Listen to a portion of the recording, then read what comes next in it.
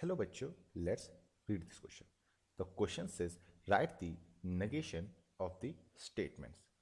Statement is every natural number is greater than 0.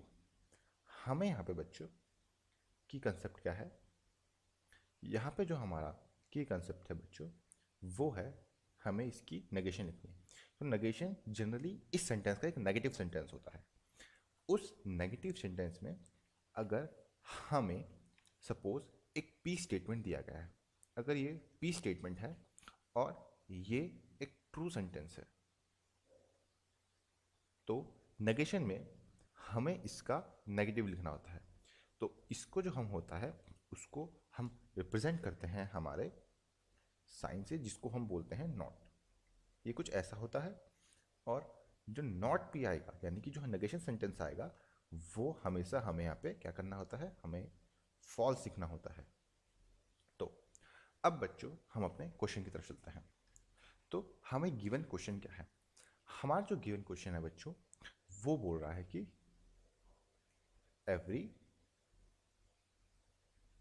Every natural number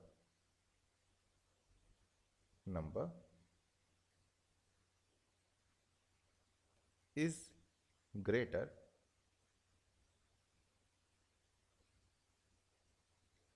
than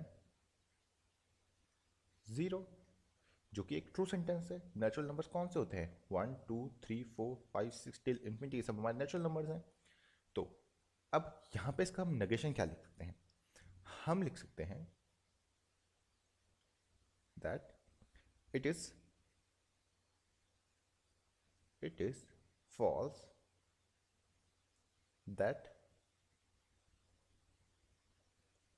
every natural number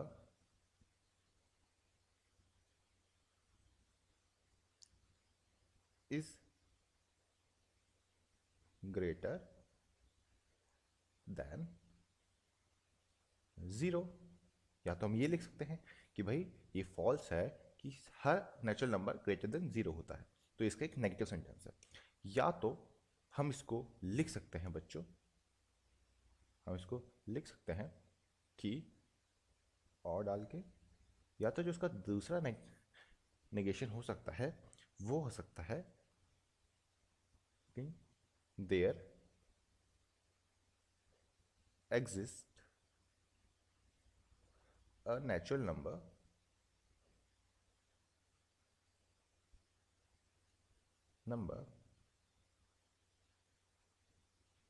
which is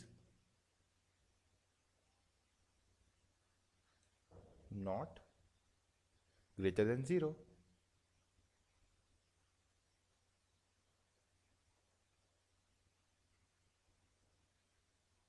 यानी कि एक ऐसा natural number exist करता है जो ग्रेटर नहीं है 0 से। सो ये दो इसके नेगेशन हो सकते हैं बच्चों, और ये आंसर हमने फाइंड किया है बाय यूजिंग आर की concept which is about negation. हो बच्चों आपको ये क्वेश्चन समझ आया होगा एंड बेस्ट ऑफ लक।